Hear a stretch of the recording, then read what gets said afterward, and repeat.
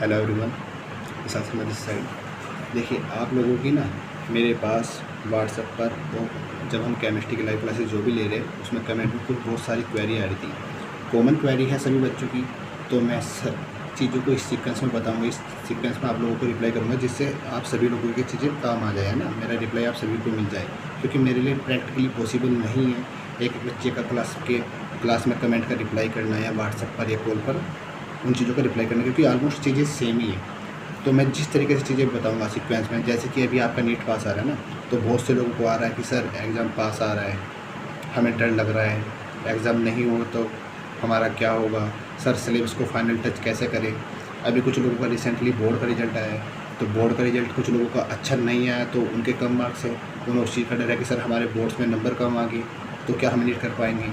कुछ लोग even boards के में फेल भी हुए हैं ना, तो बोर्ड्स में फेल होने के बाद उन्हें डर लग रहा है कि जब हमसे बोर्ड नहीं हुआ तो हम नीट कैसे कर पाएंगे। फिर दूसरा, जो बच्चे पास आउट हुए वो आगे गए, उन लोगों को उनकी क्वेरी क्या है, सर हम स्टार्टअप कहाँ से करें, हम कैसे तैयारी स्टार्ट करें नीट की, सर हम क्या पढ़ें क्या ना पढ़ें ना। बहुत सारी कुछ मिक्सअप क्वेरी आ रही है। कुछ लोगों का डाउट था डिस्ट्रैक्शन को लेके कि सर हमें बताइए कि डिस्ट्रैक्शन से कैसे बचे। कुछ लोगों का डाउट था कि सर हमें टाइम टेबल बताइए, है ना। तो ये मिक्सअप क्वेरीज थी कुछ, तो मैंने उनमें से कुछ चीज़ें सेलेक्ट करी है। मैं आपको वन बाय वन चीज़ों को बताऊंगा, है ना। आप लोगों से एक रिक्वेस्ट है, बस इस वीडियो को पूरा सुनना। मुझे उम्मीद है कि आप लोगों की सारी क्वेरी क्लियर हो जाएगी। देखिए मैं नहीं चाहता कि मैं अलग अलग टॉपिक पर अलग अलग वीडियो बनाऊं और 10-10 5-5 मिनट में आपका करूं। मेरी यूट्यूब पर व्यूज़ वगैरह आते रहेंगे, वो बात की बात है। बट अभी मैं चाहता हूँ कि आपको इसी वीडियो में सारी चीज़ों का सोल्यूशन मिल जाए। ठीक, तो हम स्टार्ट करते हैं आपके अभी नीट के एग्ज़ाम से। चाहे आपका जो एग्ज़ाम जस्ट 1 मंथ है मुश्किल से, है ना, आपका 1 मंथ बाद एग्ज़ाम हो, चाहे आपका अगले साल एग्ज़ाम, ये चीज़ें आपको अभी भी काम आएंगी और आगे भी। देखिए क्या है, जिस भी स्टूडेंट को भी बात है फाइनल टेस्ट देने वाली, तो मैं आपको इतना ही कहूँगा, जितने भी आपने पूरे साल स्टार्टिंग से या अभी तक जो भी पढ़ा है तो प्लीज़ उसी चीज़ को पढ़िए। अब कुछ भी नया करने की ट्राई मत कीजिए, क्योंकि जो हम चीज़ें स्टार्टिंग से पूरे साल से पढ़े ना वो आपके सबकॉन्शियस माइंड में कहीं ना कहीं है। अगर आप कुछ ना कुछ अब नया पढ़ना स्टार्ट करेंगे तो आपको उसका गेन नहीं होगा। आप लोग हमेशा से जानते हो, मैं एक चीज़ को बार बार रिपीट करता हूँ कि हम लोगों को 1000 चीज़ों को एक बार नहीं पढ़ना, हम लोगों को एक चीज़ को 1000 बार पढ़ना है। तो आपने जो भी पूरे साल पढ़ा है ना, बस उसी को पढ़िए। मैं कुछ भी आपको नई सलाह देना इस चीज़ में नहीं चाहूँगा, क्योंकि अगर आपको मैं कहूँगा कि मेरे ये नोट्स पढ़ लो, ये चीज़ पढ़ लो, तो आपके लिए कहीं ना कहीं यूज़लेस होगी, है ना। क्योंकि एक ह्यूमन टेंडेंसी है, जिस चीज़ को आप रिवीजन नहीं देंगे ना, वो जब तक आपको दोबारा से नहीं पढ़ेंगे, दोबारा नहीं पढ़ेंगे, तो वो चीज़ आपको उतना यूज़फुल नहीं हो सकती, उससे आपको उतना गेन नहीं होगा। तो आपने जो पूरे साल पढ़ा है उसको पढ़िए। आपने शायद अपने अच्छे नोट्स बनाए होंगे अपने टीचर से, जिनसे भी पढ़ा होगा, बस उनको फॉलो कीजिए। कुछ भी नई स्ट्रेटेजी मत फॉलो करिए, सिंपल सा है ना। क्योंकि दूसरों के बहकावे में आकर अगर आप कुछ नया करने जाएंगे तो आपका टाइम वेस्ट हो सकता है, क्योंकि आप उस चीज़ को दोबारा से रिविज़न नहीं कर सकते। बस अपनी जो है आपके पूरे साल जो भी पढ़ा है उसको कीजिए, साथ ही साथ अपने जो शॉर्ट नोट्स आपने बनाए थे वो रिवाइज कीजिए। स्टिल किसी के पास शॉर्ट नोट्स नहीं है तो मैं आपको अपना नंबर दे रहा हूँ 7310891649। दोबारा से सुनना, 7310891649। आप लोग इस नंबर पर हमें व्हाट्सएप कर सकते हो। आप लोगों को फ्री में, मैं फिर दोबारा से रिपीट करूँ, आप लोगों को फ्री में हम लोग पीसीबी की हैंडबुक प्रोवाइड कराएंगे, जिससे आपको एग्ज़ाम से पहले रिवीजन करने में हेल्प हो। क्योंकि इन द एंड आपके शॉर्ट नोट्स और फ्री जो ये हैंडबुक होती है ना, आपको बहुत यूज़फुल होती है, आपके बहुत काम आती है। तो लास्ट के 2-4 दिन में आपको रिवीजन करने के लिए काफ़ी यूज़फुल होगी, बट उसको आपको अभी से पढ़ना स्टार्ट करना पड़ेगा। क्योंकि आप जस्ट एग्ज़ाम से पहले पढ़ेंगे तो फील नहीं आएगा। कम से कम एग्ज़ाम से पहले 2-3 बार पढ़ेंगे तो आपकी मेमोरी बनेगी, आपका रिवीजन बहुत अच्छा होगा। ये सिंपल बात है। अब जो लोग बोल रहे हैं कि सर हमारे मतलब एग्ज़ाम के कारण टेंशन हो रही है, प्रेशर बढ़ रहा है, हमारा एग्ज़ाम क्लियर नहीं हो तो हमारा होगा क्या, मतलब देखिए ये चीज़ें जो है ना, जैसे जैसे एग्ज़ाम पास आएगा ये सबके माइंड में चलती है। एक टॉपर के माइंड में भी चलेगी, एक सबसे लोवेस्ट वाले बच्चे के लिए भी, और एक मीडियम वाले बच्चे के लिए, एवरेज वाले के, सब के लिए ना ये कॉमन है स्टूडेंट की लाइफ में कि एग्ज़ाम आना, एग्ज़ाम का फियर आना। लेकिन वो जस्ट एक नॉर्मल चीज़ है। ऐसा नहीं है कि आपको फियर है तो उसका मतलब आपका एग्ज़ाम नहीं हो गया, आपको कुछ आता ही नहीं। कई बार तो आपको ऐसा भी फील होता है कि यार मुझे तो कुछ आता ही नहीं है इतना पढ़ने के बाद भी। तो ये सब चीज़ें नॉर्मल है, इन चीज़ों से हेजिटेट होने की ज़रूरत नहीं। दूसरी चीज़, आप लोगों के हाथ में आपका रिजल्ट नहीं है, आप लोगों के हाथ में क्या है, जस्ट एक प्रोसेस है। मैं हमेशा बोलती हूँ process is more important than the result, है ना। अगर आप प्रोसेस को फॉलो कर रहे हो ना डे बाई डे, एक ये पूरी जर्नी है, जो अब आपका रिजल्ट आएगा ना, ये पूरे साल का आपका हार्ड वर्क है। जस्ट ये 15 दिन 20 दिन 1 महीने का कोई जादू नहीं है। जो लोग बोल देते थे है कि 15 दिन मेरे से पढ़ लो, मैं ऐसा करवा दूँगा, 1 महीना नहीं भाई, ये पूरे साल का हार्ड वर्क है जो आपको पता नहीं चलता। छोटे छोटे एफर्ट्स मिलकर ना, ये जब आपने जो छोटे छोटे एफर्ट्स करे उसके बाद जाके ये आपका आउटपुट आएगा। तो ये पूरे साल का आउटपुट आएगा जो भी आपका रिजल्ट होगा, आपने कितना हार्ड वर्क किया, कितना नहीं किया। तो इन एंड किसी के भी हाथ में आप लोगों में से रिजल्ट नहीं है, आप लोगों के हाथ में जस्ट क्या एक प्रोसेस है। आप लोगों ने अगर ईमानदारी से प्रोसेस फॉलो किया है तो आप लोगों का रिजल्ट भी 100% आएगा। दूसरी चीज़, कई बार ऐसा होता है रिजल्ट हमारी मन मर्जी के मुताबिक नहीं आता है ना, कुछ चीज़ें होता है हमारी किस्मत में नहीं होती। तो आप लोगों को दुनिया की बातों पे नहीं जाना, दुनिया का काम है बोलना। बहुत लोगों के मन में है ये बात, यार नहीं हो तो दुनिया वाले क्या कहेंगे। भाई दुनिया वालों का काम है बोलना, उन्हें कुछ काम नहीं है तो वो बोलेंगे। तुम अपने आप से पूछो, क्योंकि सबसे इंपॉर्टेंट मैटर करता है तुम्हारा सेल्फ सेटिस्फेक्शन। जब मैं क्लास में पढ़ाता हूँ तुम लोगों को सेम चीज़ बोलता हूँ कि जब आप एग्ज़ाम दो, एग्ज़ाम का रिजल्ट आए, आपके मन में बस एक गिल्ट ना हो। वो गिल्ट क्या नहीं होना चाहिए कि काश यार मैं ये टाइम वहाँ पर वेस्ट ना करता, काश मैं ऐसा कर लेता, काश मैं ऐसा कर लेती, है ना। बस वो गिल्ट नहीं होना चाहिए काश वाला। आपके माइंड में जिस दिन आपका रिजल्ट आए ना, आपको इतना होना चाहिए कि जितनी आपकी पोटेंशियल थी, जितनी आपकी औकात थी, है ना, जो कि मेरे एक वर्ड है, इससे कोई भी मतलब ऐसा मत जाना कि एब्यूजिव वर्ड है, बट ये मैं नॉर्मली बोलता हूँ कि जितनी आपकी पोटेंशियल थी, जितनी भी आपकी औकात थी, आपने उतने एफर्ट्स किए, इससे ज़्यादा आप कुछ कर ही नहीं सकते थे। वो सेटिस्फेक्शन आपके मन में होना चाहिए। अगर आपके मन में वो सेटिस्फेक्शन नहीं है तो इसका मतलब कहीं ना कहीं आपके एफर्ट्स में कमी रही है। बट अगर आपका रिजल्ट एक उस कंडीशन में बता रहा हूँ, अगर अच्छा भी नहीं आया, है ना, अगर आपका रिजल्ट अच्छा नहीं आया और आपको लग रहा है यार काश मैं ऐसा कर लेता, वो फिर डिसअपॉइंटिंग चीज़ है। वो चीज़ आपको ज़िंदगी भर परेशान करेगी कि यार काश मैं ये टाइम वहाँ ना वेस्ट करता, वहाँ ना टाइम वेस्ट करती। बस वो गिल्ट आपके मन में नहीं होना चाहिए। अपनी तरफ से पूरा बेस्ट दीजिए जितना आपसे हो सकता है। पूरे साल भी आप लोगों ने बेस्ट दिया और लास्ट के इस मंथ में भी जो भी आपके पास टाइम बच रहा है। और ये सेम चीज़ अप्लाई होती है आने वाले बैच के बच्चों के लिए भी, कि जब आप अपनी तैयारी करते हो ना, बस अपने आप से एक ही प्रॉमिस करना है कि हम लोगों को प्रोसेस फॉलो करना है और अपने आप को कोई भी चांस ऐसा नहीं देना कि हमारे पास रिजल्ट के वाले दिन ये गिल्ट रहे कि काश मैं ऐसा कर लेता। जितना हो सकता है उतनी मेहनत करिए और इस गिल्ट को ख़त्म करना, और सिर्फ अपने सेल्फ सेटिस्फेक्शन के लिए पढ़ना है। पढ़ाई हार्ड नहीं है, पढ़ाई बहुत छोटी सी चीज़ है अगर आप लोग ईमानदारी से पढ़ते हो। सबसे इंपॉर्टेंट है मेरा कहना चाहता हूँ कि सेल्फ सेटिस्फेक्शन। तुम सेटिस्फाई हो तो भाड़ में गई दुनिया, तुम्हें किसी से लेना देना नहीं है। ये वो फियर है जो हर बच्चे को होता है और ये सच्चाई भी है। एग्जाम 15-20 लाख बच्चे बैठ कर देंगे, सबका सिलेक्शन नहीं होने वाला। लेकिन क्या एक एग्ज़ाम से हमारी लाइफ ख़त्म हो सकती है? नहीं हो सकती ना यार। एक एग्ज़ाम से कभी भी हमारी लाइफ ख़त्म नहीं होती। हाँ, बहुत बेटर हो सकता है। तो बाकी चीज़ें हम आगे करेंगे, जैसा आपका रिजल्ट आता है, मार्क्स आता है कि कैसे क्या करना है। बस आप लोगों को एक चीज़ कहूँगा, हर एक इंसान के पास एक यूनिक पोटेंशियल होती है और सबकी अपनी लाइफ में सबकी कुछ ना कुछ वैल्यू होती है। जैसे कि आप देखिए, आप फिजिक्स, केमिस्ट्री, बायोलॉजी पढ़ते हो हम लोगों से, मेरे से केमिस्ट्री पढ़ते हो, किसी से आपने फिजिक्स पढ़ी होगी, किसी से बायोलॉजी पढ़ी होगी, इवन बायो तो कुछ थोड़ा बहुत मैंने अभी आप लोगों को पढ़ाया है। तो होता क्या है उस चीज़ में लेकर अगर आप देखोगे कि अब आप एक चीज़ बताओ, आप सोचिए तुम लोगों के लिए मैटर करता है सिर्फ पीसीबी का टीचर, है ना, पीसीबी जो टीचर्स आपके, क्या कॉमर्स वाला टीचर आपकी लाइफ में वैल्यू नहीं रखता? आपकी लाइफ में वैल्यू नहीं रखता कॉमर्स वाला टीचर, लेकिन क्या कॉमर्स वाले टीचर की लाइफ में कोई वैल्यू नहीं है? शायद जो कॉमर्स वाला टीचर है, चाहे वो अकाउंटेंसी को, इकोनॉमिक्स को, भाई कॉमर्स वाले बच्चों के लिए उस टीचर की वैल्यू, जो कि हमारी वैल्यू नहीं है।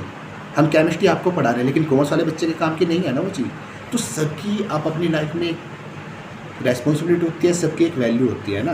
तो ये चीज़ें हम बाद में करेंगे, कौन से कोर्स में आपको जाना है, लाइफ में आगे क्या करना है, वो आपके रिजल्ट पर डिसाइड है। तो बस इतना रखिए, आपने अपना बेस्ट दिया पूरे साल, रिजल्ट जो होगा आप एक्सेप्ट करेंगे, बाकी उसके साथ फर्दर मूव ऑन करेंगे, डिसाइड करेंगे कि करना क्या है। इस हेडेक से दूर रहिए। प्रेशर सबको है, टेंशन सबका, जितना प्रेशर टेंशन आपको इतना अदर बच्चों को भी है। जस्ट आप प्रोसेस पर फॉलो कीजिए, फोकस कीजिए, है ना, प्रोसेस पर फोकस कीजिए। बाकी तुम्हारे हाथ में कुछ नहीं है, ना तुम्हारे हाथ में है ना मेरे हाथ में। बस जो पूरे साल पढ़ा उनको पढ़िए। ये तो चीज़ थी आपकी, इसके लिए जो प्रेशर वाली बात है, एग्जाम नहीं हो तो क्या करेंगे। अब रही बात बोर्ड वाले बच्चों की, देखिए जिसके नंबर कम आए हैं, ये जो भी बच्चा फेल हुआ वो तुम्हारा पास्ट था। मैं हमेशा बोलता हूँ मार्क्स के बेसिस पर कभी भी किसी को जज नहीं करना चाहिए। नंबर ऑफ फैक्टर्स मैटर करते हैं हर हमेशा रिजल्ट में या मार्क्स में।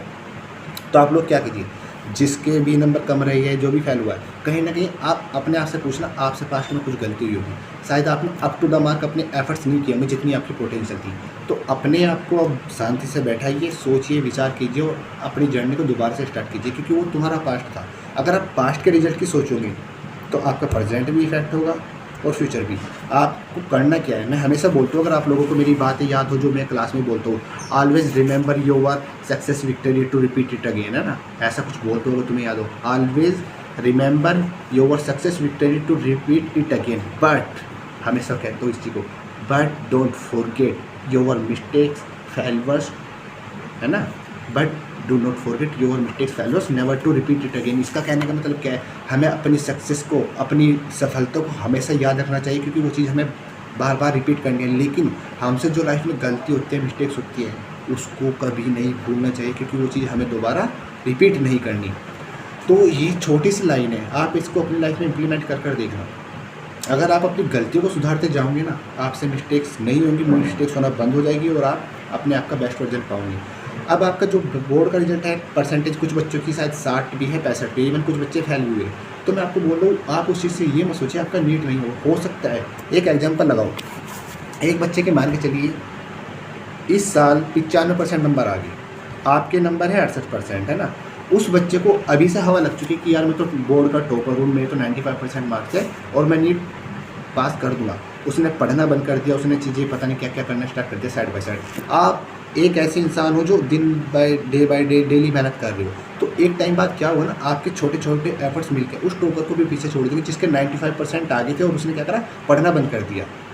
आपका पास्ट मैटर नहीं करता, अब आपके नीट के एग्जाम में या लाइफ में आगे के जो फ्यूचर होगा, आपके करंट एफर्ट्स मैटर करता है। तो आप अपने करंट एफर्ट पर फोकस कीजिए, अपने पास्ट पर नहीं। ये उन लोगों के लिए जिनको मार्क्स से लग रहा है, मान के चलिए मेरे ही कुछ स्कोर आ गए किसी भी चीज़ में, है ना, और मैं पढ़ना बंद कर दूँ, हवा में आ जाओ कि मेरा तो आ चुका, मैं तो टॉपर हूँ, मैं तो होशियार हूँ, मैं ऐसा कर दूंगा, और आप डे बाय डे पढ़ रहे हो, तो भाई साहब एक दिन ऐसा आएगा कि तुम मुझसे भी आगे निकल जाओगे। आप ऐसा ही कंपैरिजन किसी भी अदर से कर सकते हो जो भी आपका क्लासमेट रहा हो, बैचमेट रहा हो, और आपको डिमोटिवेट फील होगा, तो उस रिजल्ट से इफेक्ट मत होइए। ये सिर्फ बोर्ड वालों के लिए ये है और इनके लिए भी, जिनके मतलब नंबर कम आए हैं या जो फेल हुए।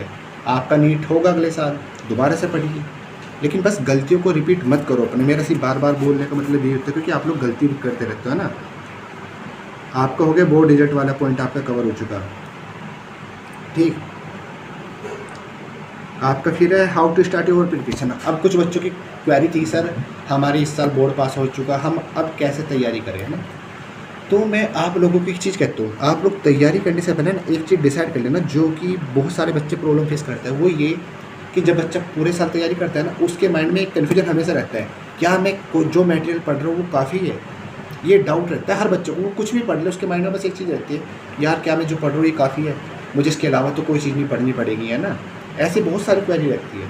तो सबसे पहले डिसाइड करना अपने आप से, या अपना एक मटेरियल सेलेक्ट कर लेना, क्योंकि आपको फिर वही बात है, 1000 चीज़ें एक बार नहीं पढ़नी, एक चीज़ को हम लोगों को 1000 बार पढ़ना है। तो स्टार्टिंग में अपना मटेरियल स्पेसिफाई रखना, स्पेशली जो स्टार्ट होती है एनसीईआरटी से। भाई आपकी एनसीईआरटी मस्ट है, एनसीईआरटी के बिना नीट का सोचना भी मत, है ना। तो एनसीईआरटी आपका है, बाकी इसके लिए मैं एक अलग से वीडियो बना दूंगा कि कौन सी बुक्स आप यूज़ कर सकते हो, कौन सी नहीं है, जो आपको आपके लोकल के टीचर्स, कोचिंग के टीचर बताए वो यूज़ कर सकते हो। मेरे से पर्सनली गाइडेंस चाहिए तो उसके लिए मेरे से व्हाट्सअप कर लेना, जो नंबर मैंने बोला था। मैं अपनी प्रेफरेंस बता दूंगा कि मेरी फेवरेट बुक्स ये है, ये अच्छा कंटेंट है इन चीज़ों में, है ना। बट आप अपने अकॉर्डिंग भी डिसाइड कर सकते हो, मैं किसी को ये नहीं कहता कि आप मेरी मर्जी की बुक्स को पढ़ना। तो अपना कंटेंट स्पेसिफाई कीजिए जिससे आप पूरे साथ उसी चीज़ के साथ जमे रहे, है ना। बार बार आपको बुक्स चेंज नहीं करना पड़ेगी, वरना फिर प्रॉब्लम क्या है कि आप 1000 चीज़ें पढ़ लोगे, रिविजन नहीं होगा। पता प्रॉब्लम क्या होती है 1000 चीज़ें पढ़ने से, आपको किसी ने कहा कि आज ये पढ़ो, फिर दूसरे ने कहा ये पढ़ो, तो आप पढ़ने को तो 10 चीज़ें पढ़ दोगे, रिवीजन किसी एक का भी नहीं होगा। जब तक रिवीजन नहीं होता, मैं जो बार बार रिपीट करता हूँ, और आप लोग फेस भी करोगे उस चीज़ को, फील भी करोगा कि जब तक आप किसी चीज़ का रिवीजन नहीं करते ना, ऐसा लगता है कि यार मुझे आता ही नहीं और उसका फ़ायदा भी नहीं होता। तो हमें वो चीज़ पढ़नी है जिसका हम रिवीजन कर देंगे। तो आप अपनी तैयारी स्टार्ट करने से पहले अपने मटेरियल को सिलेक्ट कीजिए कि हाँ मुझे इस मटेरियल को पूरे साल पढ़ना है, इसी को मैं रिवीजन करूँगा, बार बार करूँगी रिवीजन बार बार। दूसरी चीज़ आपको ध्यान देनी है कि आप साथ के साथ अपने नोट्स, शॉर्ट नोट्स इतने अच्छे से तैयार करेंगे कि आपके माइंड में ये चीज़ होनी चाहिए कि जब आप नीट देंगे और नीट में आपका 1-2 महीना रह जाएगा, तो आप अपने सिलेबस को कैसे फाइनल टच देंगे। क्योंकि पूरे साल की मेहनत एक तरफ, लास्ट के 2-3 महीने की मेहनत एक तरफ, फाइनल टच देना। बहुत सारे बच्चे पढ़ बहुत अच्छे से लेते हैं लेकिन फाइनल टच नहीं दे पाते। उसका रीज़न क्या होता है, शॉर्ट नोट्स वो बनाते नहीं स्टार्टिंग में ना, लॉन्ग नोट्स बनाते रहते हैं। भाई प्रैक्टिकली पॉसिबल नहीं है। मान के चलो मैंने आपको फिजिकल केमिस्ट्री पढ़ाई, फिजिकल केमिस्ट्री का मैंने एक चैप्टर आपको 60-70 पेजेस में पढ़ा दिया, तो आप नीट से 4 दिन पहले अगर सारे चैप्टर में आपको 50-60 पेजेस के पढ़ा रहा हूँ, बहुत डीप पढ़ा रहा हूँ, तो आप आपके लगभग मान के चलिए फिजिकल केमिस्ट्री के मैंने 400-500 पेजेस के 2 रजिस्टर फिल करवा दिए, जो कि मैं करवा देता हूँ क्योंकि मैं चैप्टर वाइज थ्योरी को बहुत नकल करवाता हूँ। तो आप नीट से 4 दिन पहले थोड़ा उतना डीप पढ़ेंगे, तो आपके पास शॉर्ट नोट्स होने चाहिए। सेम चीज़ आपकी ऑर्गेनिक में, सेम चीज़ आपकी इनऑर्गेनिक में, सेम चीज़ अप्लाई होती है आपकी फिजिक्स में, सेम चीज़ अप्लाई होती है आपकी बायोलॉजी में। तो शॉर्ट नोट्स अपने अकॉर्डिंग बनाते रहना। मार्केट में हैंड बुक्स भी अवेलेबल है, आप वो भी यूज़ कर सकते हो, लेकिन जो खुद के बनाए हुए हैंड नोट्स होते हैं ना, वो सबसे अच्छी चीज़ होती है। हैंड रिटन नोट्स होते हैं, क्योंकि जब हम लिखते हैं ना, नोट्स बनाते हैं लिखते टाइम, तो हमें चीज़ें याद हो जाती है, और आधी चीज़ें तो लिखते लिखते ही याद हो जाती है। पहली चीज़ अपना कंटेंट स्पेसिफाइड रखना। दूसरी चीज़ एक रेगुलरिटी रखना। आप किसी भी टीचर से पढ़ो, चाहे मुझसे पढ़ रहे हो या किसी से भी पढ़ो, अपनी क्लासेस तो ऑलमोस्ट फ्री है ना, अपनी क्लासेस तो फ्री चल रही है, तो मेरे साथ जुड़ो या किसी भी टीचर के साथ जुड़ो, क्लास रेगुलर करना, क्योंकि जब तक आप रेगुलर नहीं करेंगे तो कोई मज़ा नहीं आता पढ़ाई में। आप लोगों को क्या होता है ना, पढ़ते टाइम ऐसा लगता है कि यार ये तो सामने वाला पागल है, नहीं बोल रहा है, आपको रिग्रेट होता है बाद में। हम देखो, जिस बच्चे ने 11th इस साल पास करे ना, वो 12th में है, उससे पूछ रहा हूँ उसे इस साल रिग्रेट कितना कि ये काश में 11th में पढ़ लेता। आप 12th पास आउट कर दोगे, फिर आपको रिग्रेट होगा काश में 11th-12th में पढ़ लेता, मुझे ड्रॉप ना करना पड़ता। आप लोगों को चीज़ें टाइम पे रियलाइज़ नहीं होती, इस टाइम आप रिलेशनशिप वगैरह में उलझे रहते हो, है ना, जो कि एक लड़की का टॉपिक भी था कि सर डिस्ट्रैक्शन के बारे में बताइए, मैं उसके बारे में भी डिस्कशन करूँगा।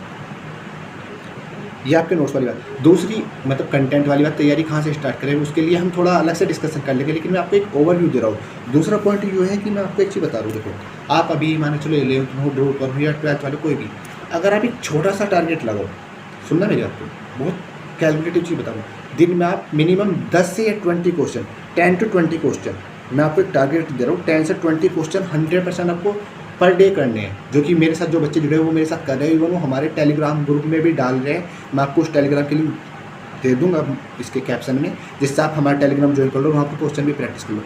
सोचो अगर आप एक दिन में 10 क्वेश्चन पक्के तैयार कर रहे हो, मिनिमम क्वेश्चन बोलो 10 क्वेश्चन, से ज़्यादा बड़ा टास्क नहीं, दिन में 10 क्वेश्चन तैयार करना। एक महीने में कितने करे आपने क्वेश्चन, 10 की गुना 30 में करो तो 300 क्वेश्चन हो चुके आपके। 12 से गुना कर लो अब इस चीज़ को, 300 को, शायद 3600 क्वेश्चन बैठ चुके। अगर आप 20 क्वेश्चन करते हो तो देखिए, अगर आपने सिर्फ 10 क्वेश्चन पर डे करे तो आपके 3600 क्वेश्चन बैठे, अगर आपने 20 क्वेश्चन पर डे करे तो आपके 7200 क्वेश्चन बैठे। तो मेरे भाइयों और दोस्तों, आप एक चीज़ को सुनो, 3600 से 7200 क्वेश्चन है ना, इससे ज़्यादा क्वालिटी क्वेश्चन बनते ही नहीं है। मोस्ट इंपॉर्टेंट क्वालिटी क्वेश्चन इतने होते हैं, बहुत सारी बुक मार्केट में ऐसे जिसमें जस्ट 1500 क्वेश्चन, 2000 क्वेश्चन, 2500 क्वेश्चन वो क्लेम करें कि हमारी बुक में इतने हैं। तो आप लोगों को तो 3500 क्वेश्चन, 3600 क्वेश्चन ये है ना, अगर 10 क्वेश्चन पर डे करते हो, सेम चीज़ अगर आप 20 क्वेश्चन पर डे कर लेते हो तो 7200 क्वेश्चन पूरे साल में तैयार हो जाएंगे। इससे बाहर तो क्वेश्चन जंप करता ही नहीं है, अगर इतनी क्वालिटी क्वेश्चन आप तैयार कर लूँगी। लेकिन प्रॉब्लम क्या है कि आप रेगुलरिटी बेसिस पर वो 10 क्वेश्चन करोगे नहीं, आप 2 दिन करोगे, 3 दिन करोगे, 5वें दिन जाकर आप क्या होंगे, हार मान जाओगे। आप करके तो देखो एक बार, इस आग में कूद कर देखो, इस तपस्या को करके तो देखो, ये सेक्रीफाइस आपको करने पड़ेंगे। ये बोलने में जितना और सुनने में आपको आसान लगता है ना, उतना करने में नहीं है। बहुत चैलेंजेस आपके पास आते हैं लाइफ में, है ना। आपको लाइफ में समझने वाला हर एक नहीं होता, सिर्फ आपको आपके फील्ड का इंसान समझ सकता है। बहुत सारी चीज़ें आपके अकेले में ऐसी होगी जो आप फील करते हो लेकिन किसी को शेयर नहीं कर सकते, इवन पेरेंट्स को भी। तो आप अपने टीचर्स के साथ, जिसके भी साथ हो ना, उसके साथ एक रिश्ता ऐसा बना के रखिए कि आप एटलीस्ट आप उससे शेयर तो कर सके अपने टीचर को, क्योंकि आपका टीचर, आपका मेंटर ही आपको प्रॉपर गाइड कर सकता है, क्योंकि उस इंसान ने वो चीज़ें खुद भी फेस की है, खुद भी पास आउट की है। ये पॉइंट इंपॉर्टेंट है, अगर आप देखना चाहो और सोचना। जो 10 क्वेश्चन वाला टारगेट है यार, हमारे साथ जुड़ोगे तो बहुत अच्छी बात है, वरना आप जिसके भी साथ हो मिनिमम टारगेट रखना 10 to 20 क्वेश्चन। और ये सच्चाई है, ये सिर्फ एक सब्जेक्ट में नहीं, आपको तीनों सब्जेक्ट में करोगे तो ज़्यादा बेनिफिट होगा, क्योंकि नीट में एक सब्जेक्ट नहीं आता। और मेरा मानना है 10 से 20 क्वेश्चन पर डे कुछ भी नहीं है, टॉपिक वाइज चीज़ें करते चलोगे तो। दूसरी चीज़ देखिए, केमिस्ट्री और फिजिक्स ऐसा सब्जेक्ट है जो बिना टीचर के नहीं हो सकता। बायोलॉजी 1% हो भी सकती है, एनसीईआरटी और पीवाईक्यूज, है ना, और 34 साल के, और अब तो 35 साल के हो जाएंगे तुम्हारे लिए, अगले साल वालों के लिए, क्योंकि 22 का पेपर इंक्लूड हो जाएगा। सबसे इंपॉर्टेंट है पीवाईक्यू, 35 साल के आप लोगों को अगले साल से करनी है, जो भी अगले साल की तैयारी करेंगे उसका इंपॉर्टेंस मैं आपको लाइव क्लासेस में समझाता ही हूँ, बार बार समझा चुका हूँ। एक चीज़ जो है केमिस्ट्री और फिजिक्स के लिए, कि बिना टीचर्स के क्वालिटी नोट्स के आप फिजिक्स केमिस्ट्री नहीं कर सकते। सेल्फ स्टडी भी आप किसी टीचर से पढ़ने के बाद ही कर सकते हैं। बहुत सारे बच्चे कहते हैं सर मैं सेल्फ स्टडी करता हूँ, लेकिन मेरा मानना है जब आप एक अच्छे टीचर से पढ़ते हो उसके बाद आपकी सेल्फ स्टडी आसान हो जाती है। आप देखना, हम अभी कल से आपका केमिकल इक्विलिब्रियम की डीप थ्योरी स्टार्ट करने वाले हैं नेक्स्ट बैच के लिए, है ना। मैं आपको थ्योरी के में ही इतने न्यूमेरिकल करवा दूंगा कि अगर आपने रेफरेंस बुक भी सोल्व नहीं की ना कोई, जब भी आप न्यूमेरिकल कर सकते हो एग्जाम में। इतनी क्वालिटी के क्वेश्चन मैं आपको नोट्स में करवाता हूँ, है ना।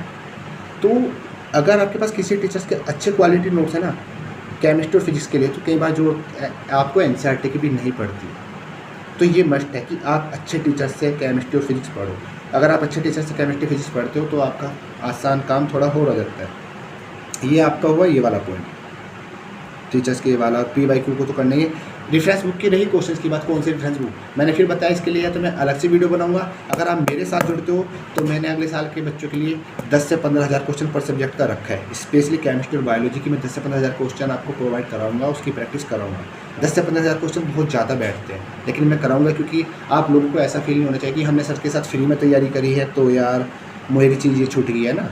ऐसा आप लोगों के साथ नहीं होना चाहिए, जो मेरा मानना है थोड़ा पॉइंट। दूसरा है आपका, अभी एक लड़की का ही लाइव क्लास में क्वेश्चन था कि सर डिस्ट्रैक्शन के बारे में, क्योंकि उसने अपने पास में कुछ गलतियाँ करी हैं। देखिए ये जैसी होती है कि कोई ना कोई, ऑलमोस्ट सभी आज के टाइम में, मैं तो खैर रेसो है थोड़ा अलग है, मैं कहता हूँ 95% लोग कर ही जाते हैं, इन्वॉल्व हो जाते हैं ना चीज़ों में।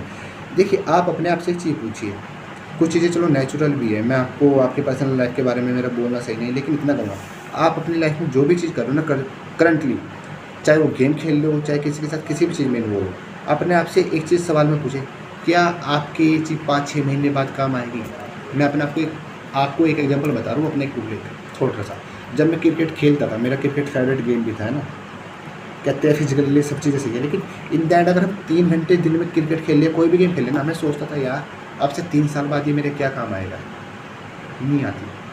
अपने आप से पूछना, आप जिस टाइम पर जो टाइम वेस्ट कर रहे हो, क्योंकि 1-2 साल आपकी पढ़ाई का टाइम है, बिल्कुल आप उस टाइम अपनी मिनट्स भी वेस्ट नहीं कर सकते। अगर आप सोचना चाहो, आपके लिए पूरी लाइफ पड़ी है मेरे भाई, सारी चीज़ें करने के लिए पूरी जिंदगी पड़ी है, लेकिन आप नीट एग्ज़ाम अपने 12th के पास आउट होने के जस्ट एकदम बाद या जस्ट हसन 1-2 साल के ड्रॉप में दे सकते हो, उसके बाद आपको एग्ज़ाम देने का मौका नहीं मिलेगा। मौका इन द सेंस कि टाइम के साथ वो एफिशिएंसी नहीं रहेगी, है ना, आपकी एफिशिएंसी टाइम के साथ घटते जो आपने देखा होगा। तो सबसे बेस्ट और पीक टाइम होता है आपका ये। तो इस टाइम आप किसी भी चीज़ में गलती करने से पहले सोचना, क्योंकि लाइफ में जाके क्या होता है ना, पास्ट बन जाती है चीज़ें, और पास्ट बनती है फिर आप लोगों को रिग्रेट रहता है, फिर यहीं से वो गिल्ट पैदा होता है, जिसके मैंने स्टार्टिंग में वीडियो में जिक्र किया कि आपके लाइफ में वो गिल्ट नहीं रहना चाहिए, काश मैं ये कर लेता, काश मैं ये ना करता, काश मैं ये ना करती, ये वाला गिल्ट यहीं से स्टार्ट होता है। इनडायरेक्टली मेरा पॉइंट यहीं से था, है ना।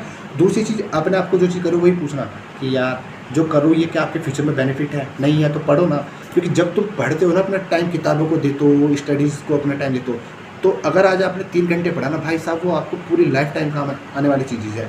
और जब आपके पास अपने सब्जेक्ट की नॉलेज होती है ना, आप कहीं भी नज़र उठा के चल सकते हो। आपने क्लास में भी फील करो, अगर आपको कोई टॉपिक नहीं आता ना, आपकी नज़रें शर्मसा से जुड़ जाती है, लेकिन अगर आपको वो टॉपिक आता है ना, आप कॉन्फिडेंटली वो चीज़ बोल सकते हो। तो पढ़ाई को दिया हुआ टाइम, किताबों को दिया हुआ टाइम कभी भी वेस्ट नहीं हो सकता, ये गारंटी है। जितना पढ़ोगे उतना कॉन्फिडेंस आएगा और सर उठा के इस समाज में चल पाऊंगा। नॉलेज होगी तो सक्सेस कहीं ना कहीं हो जाएगा। एक एग्जाम डिसाइड नहीं करेगा आपकी लाइफ कहाँ जाएगी, लेकिन अगर आपको अपने सब्जेक्ट की नॉलेज है तो सच्चाई है कि आप सक्सेसफुल इंसान बनोगे ही बनोगे। ठीक रहा आपका अब एक पॉइंट था टाइम टेबल वगैरह। देखिए मैं कभी भी उस चीज़ पर आपको नहीं बोलता कि आप 2-2 घंटे का बनाई शेड्यूल, 2 घंटे आपको फिजिक्स पढ़नी है, 2 घंटे बायोलॉजी पढ़नी है, 2 घंटे केमिस्ट्री पढ़नी है। मैं हमेशा एक ऐसा इंसान हूँ जो आपको हमेशा कहता हूँ कि टारगेट डिसाइड कीजिए अपनी पोटेंशियल के अकॉर्डिंग। अगर आप अभी बोर्ड के साथ साथ तैयारी करो तो उसके अकॉर्डिंग, क्योंकि बोर्ड के साथ साथ पढ़ते हुए उस तरीके से पढ़े कि आपका नीट फर्स्ट अटैम्प्ट में हो जाए। बोर्ड में अगर मान के चलो आपके परसेंट 60 भी रहेगी ना, आप नीट में एलिजिबल हो और आपका नीट में सिलेक्शन हो गया, तो आपकी बोर्ड की परसेंटेज 60 कहीं भी इफेक्ट नहीं करने वाली। लेकिन अगर आपकी 95% या 90% बोर्ड में आ गई और आपका नीट का एग्जाम नहीं हुआ, तो फिर आपको थोड़ा चीज़ें हर्ट करेगी। तो बोर्ड के साथ साथ अपनी नीट की तैयारी कीजिए। और कई बार हमें ऐसा होता है बोर्ड की तैयारी करते हुए, जो बच्चों को फील होता है कि यार ये बच्चे के नंबर ज़्यादा आ रहे हैं मेरे कम। भाई देखिए दो अंतर, एक बच्चा सिर्फ बोर्ड पर फोकस कर रहा है, एक बच्चा नीट पर भी फोकस कर रहा है ना।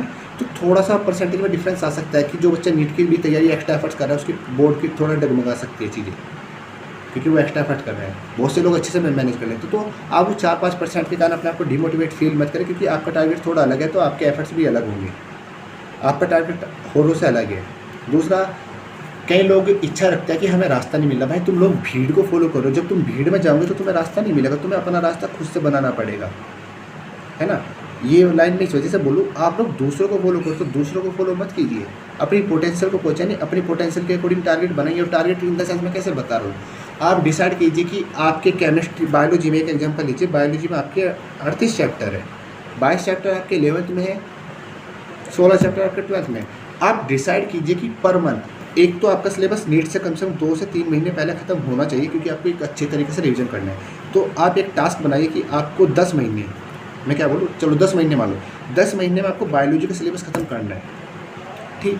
तो अपने सिलेबस को ऐसे डिवाइड कीजिए उन 38 चैप्टर को, क्योंकि कुछ चैप्टर आपके बड़े होते हैं, कुछ छोटे होते हैं, तो अपने आप चैप्टर के नंबर ऑफ पेजेस काउंट कीजिए, अपनी पोटेंशियल को देखिए, और उन चैप्टर्स को ऐसे डिसाइड कीजिए कि हाँ यार, मैं अगले 1 महीने में ही 5 चैप्टर कवर करूँगा या करूँगी।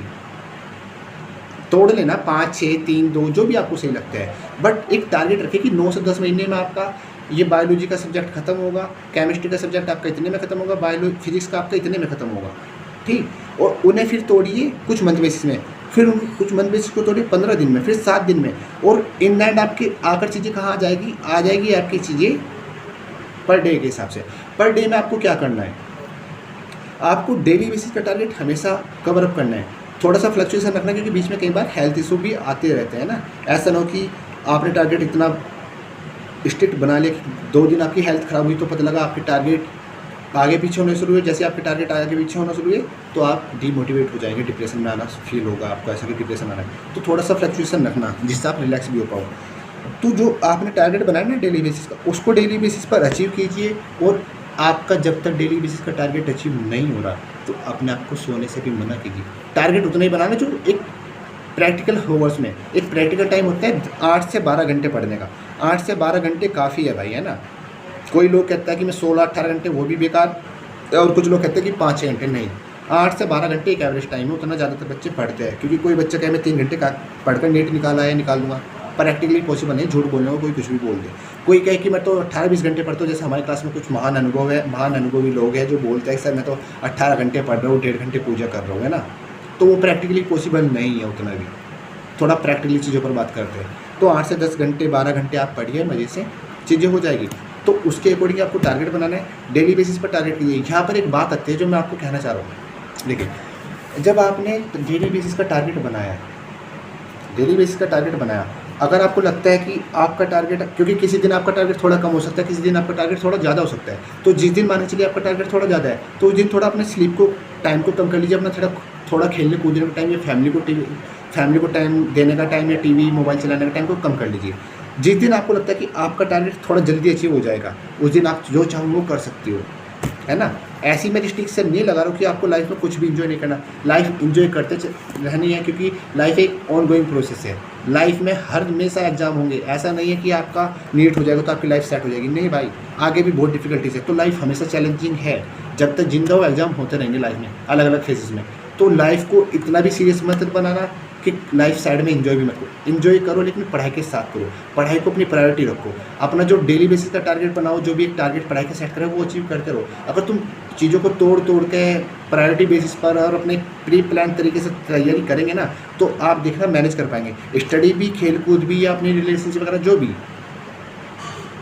क्योंकि मैं कभी भी आपको किसी चीज़ से मना नहीं कर रहा हूँ। देखो, ऐसा होता है कभी भी ना, ऐसा होता है कि कोई भी चीज़ बुरी नहीं होती, जब किसी चीज़ की अति हो जाए, हम उस चीज़ का हमारी स्टडी पर इफेक्ट होना शुरू हो जाए, जब जाकर वो चीज़ बेकार है। खेलना कूदना भी आपका बेकार नहीं है, आपका रिलेशनशिप भी बेकार नहीं है। कब तक? जब तक आपकी स्टडी इफेक्ट नहीं हो रही है। हम लोग करते क्या, हम अपनी स्टडी इफेक्ट करना शुरू कर देते हैं, हम अपनी स्टडी को सेकेंडरी और अदर चीज़ों को प्रायोरिटी करना स्टार्ट दे देते हैं, तो वो गलत हो जाता है उस टाइम पर। उस चीज़ों को बस आपको ध्यान रखना है।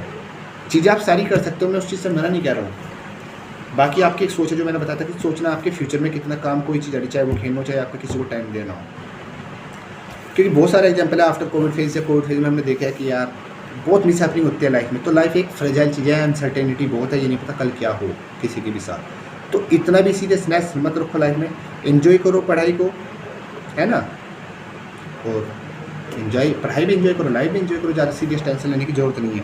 टाइम टेबल आपका यही चीज़ है, बाकी थोड़ा कुछ चीज़ें हम कॉल पर, मैसेज पर और साथ साथ क्लास में भी चीज़ें करते रहेंगे, क्योंकि मेरे साथ जुड़ते हो तो एक टास्क मैं भी देखता हूँ। ओवरऑल मेरा बस यही इन चीज़ों को बोलने का मतलब था कि मेरे पास सेम क्वेरी बार बार आ रही थी। कोई भी हो चीज़ें जब लो, आप इस गिवन नंबर पर, जो मैंने आपको नंबर बोला है 7310891649, इस नंबर पर मैसेज कर सकते हो, है ना।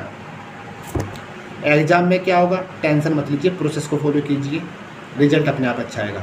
रिजल्ट अच्छा नहीं आ रहा है किसी भी रीज़न से, बाद में देखते हैं बस आपके माइंड में कोई भी गिल्ट ऐसा ना हो कि यार मैं काश ये कर ले, तो जो मैं स्टार्टिंग में बोल चुका हूँ। बोर्ड का रिजल्ट क्या आ रहा doesn't matter, start your preparation now. अपनी एफर्ट्स, अपने जो आपके एफर्ट्स है अब स्टार्टिंग से स्टार्ट कीजिए चीज़ों को, सब कुछ अच्छा होगा। पास्ट पर मत जाइए, ठीक।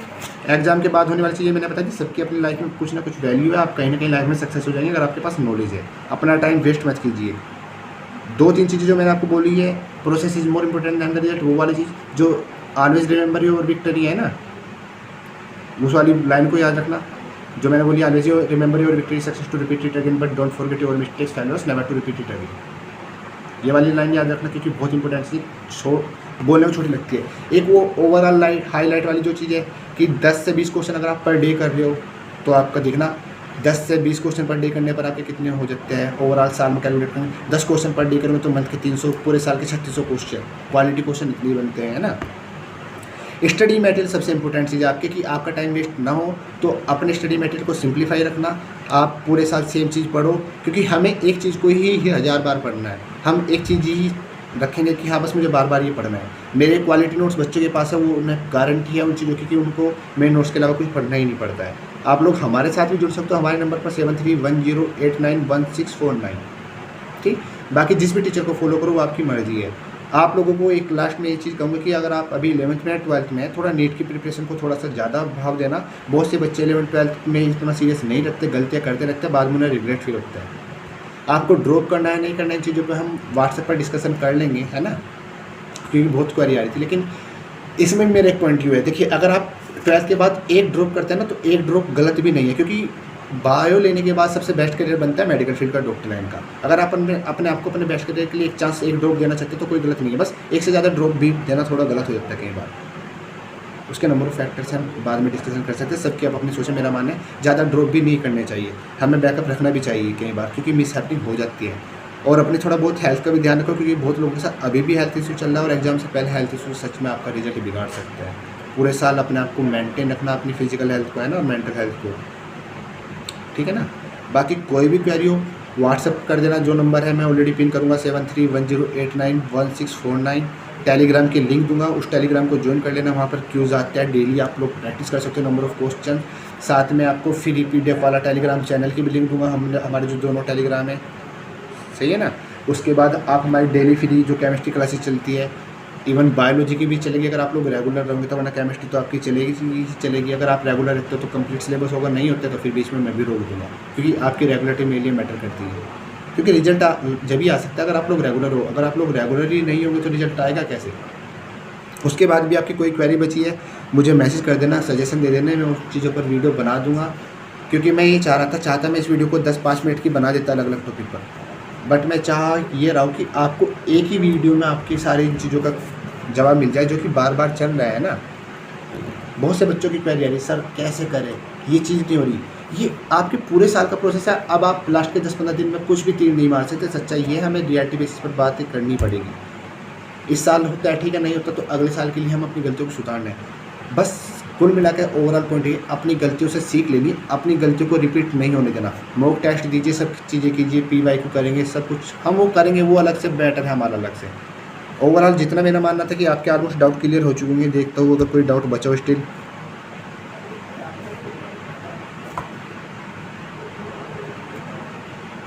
हाउ टू स्टडी PCP वगैरह ये सारा वही पॉइंट है, टीचर्स के अच्छे नोट्स होना, हम स्टडी मैटर पर ऐसे सेलेक्ट करेंगे, ये मैं चीज़ें बता चुका हूँ और फिर बाद में डिस्कशन कर लेंगे। क्योंकि आपके पास अच्छा टीचर होना ज़रूरी है केमिस्ट्री फिजिक्स के लिए। सेल्फ स्टडी एक टीचर से पढ़ने के बाद ये हो सकती है पॉसिबल। क्वालिटी क्वेश्चन वाला पॉइंट हो चुका है आपका, डिस्ट्रैक्शन का भी हो चुका है, टाइम टेबल, है ना। चलो बाकी बाद में मिलते हैं, अभी के लिए bye bye, take care, thank you. इस वीडियो को ज़्यादा से ज़्यादा शेयर करना, क्लास में आने से पहले एटलीस्ट इस वीडियो को देख लेना, क्योंकि जब आप मेरी क्लासेज अटेंड करो तो आपको पता होना चाहिए कि विशाल सर की मेंटलिटी क्या है ना। अपने दोस्तों को जितना शेयर हो सकता है कर लेना, क्योंकि बहुत से लोगों के सेम डाउट है और ये फैक्ट है। आपको रिजल्ट से नहीं डरना है, क्योंकि आपको प्रोसेस फॉलो करना है। और आपको एक चीज़ भी पता होनी चाहिए कि आपको दुनिया को जवाब नहीं देना, आपको मुझे भी जवाब नहीं देना भाई, आपको जस्ट अपने आप को जवाब देना है। आपको एक सेल्फ सेटिस्फैक्शन होनी चाहिए, बस वो गिल्ट वाली फीलिंग ना हो। चाहे बोर्ड के रिगार्डिंग बात हो, चाहे नीट के रिगार्डिंग बात हो, चाहे कोई बच्चा ड्रॉप हो, चाहे 11th वाला हो, चाहे कोई 12th वाला हो, सब पर चीज़ें अप्लाई होती है। मैंने इस वीडियो में जो चीज़ें पॉइंट बोली वो सभी पर अप्लाई होती है एक स्टूडेंट लाइफ में। पढ़ाई कीजिए, लाइफ भी इंजॉय कीजिए, क्योंकि लाइफ में टेंशन प्रेशर हमेशा चलता रहेगा, एग्ज़ाम चलते रहेंगे, है ना। किसी भी चीज़ के कारण अपनी लाइफ को मत रोकिए, बस चीज़ों को बैलेंस करना सीखिए, ठीक है ना। Bye bye, thank you, good luck everyone.